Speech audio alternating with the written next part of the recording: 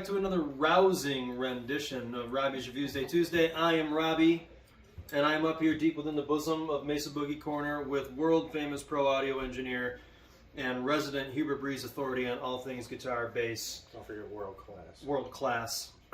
All that stuff. The legendary Mike Edmond, and we are here today to talk about Tom Anderson Guitar Works. Mike, what do you know about that? Well, let's get the important stuff out of the way. I am rocking great hair today. I have the appropriate one-day stubble, Show off. which chicks dig. I went shopping in Robby's closet this morning. I found this shirt. I'm good to go. Feeling good today. It's going to be a great day. Best guitar I've ever owned, played, seen, felt, heard. This is a common rhetoric from Anderson players around the globe, certainly from those that I have personally sold them to. It's a rarity that you sell a piece of gear in this industry and you get a phone call back from somebody who's not complaining about it. There's something wrong with it, it doesn't do what I thought it was going to do. I get feedback from Anderson guitar buyers all the time, within days, telling me that, thanking me for turning them on to this in the first place. And then, of course, telling me this is the best guitar I've ever played, the best guitar I've ever owned. A true testament to what we're getting ready to get into here today. So we have a limited time, so we're going to dig right into it. Anderson Guitar Works does not have a custom shop. They are, in fact, a custom shop. Every guitar is thought through from the ground up and put together to a certain specification, whether it's specified by myself or the artist that comes into the shop and wants to put together one of his own. Some of the more unique design features are going to be I mean, this looks like your typical T-type guitar. When you look closer, you're gonna see things. For instance, how in the back of the cutaway here, how this contours for much greater comfort, better fret access. The 2-bolt neck system. Each of these neck heels and body pockets is carved for these two pieces to live together. This is not an off-the-shelf neck that they just grab and attach to a body. These two are cut to fit with each other forever. We'll talk about neck shapes. This particular neck shape is an even taper plus 50. Well, what does that mean? Even taper is a similar girth from the nut all the way to the heel. There is an undetectable gradual fattening, if you will, of the neck as you move closer to the heel, which is going to give you a more pronounced conversation between the neck and the body. The body shakes and vibrates and resonates, as does the neck. When we put these two pieces together by adding just a little bit more material down here, it's going to strengthen that conversation or make it louder, if you will. But it's an undetectable feel as you move from the nut down here all the way up through the heel of the neck, which provides an unsurpassed comfort.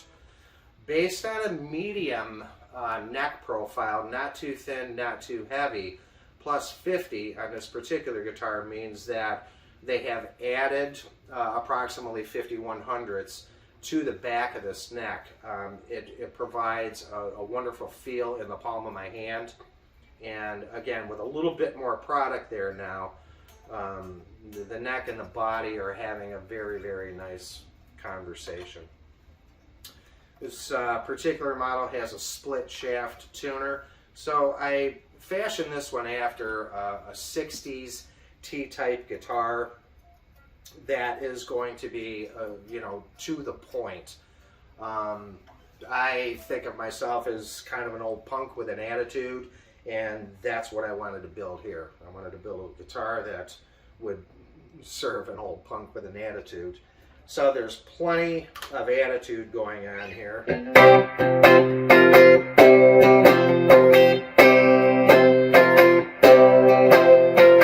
Very throaty, pronounced, very pushed forward and in your face.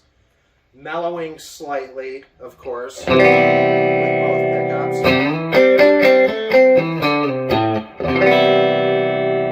And finally giving us that much more mellow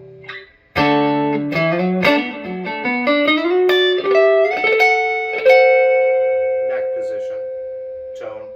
A guitar that, even though it's typified, I felt that I could play on all night long, moving from country music to rock music to something even a little bit heavier. But I love the attitude of this guitar. It's rude, it's aggressive, and that's exactly what I was after here.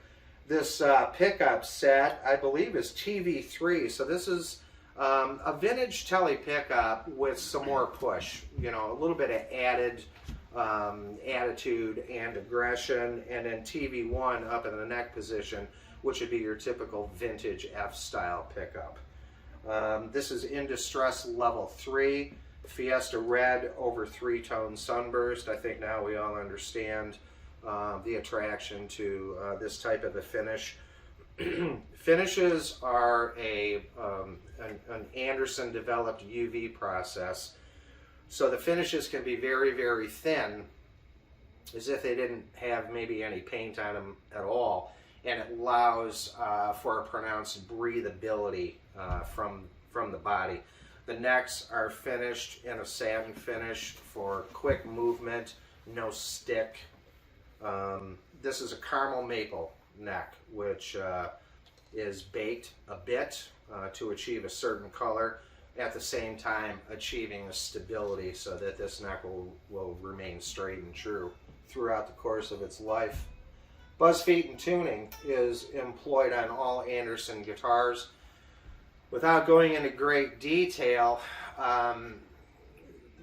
you're tuning these guitars a little more like you might tune a piano, with the idea being that the note values are essentially the same as you move up and down the neck. So it's as close to perfect intonation as anybody's ever been able to achieve. It's a very simple process if you know what you're doing with it. They move the nut a little bit closer to the first fret and intonate it in a particular fashion to come up with near perfect intonation, and you can hear this. The first time you pick up the guitar and tune it and move your hands up and down the neck, playing in different positions, there's no doubt that there's something special going on there.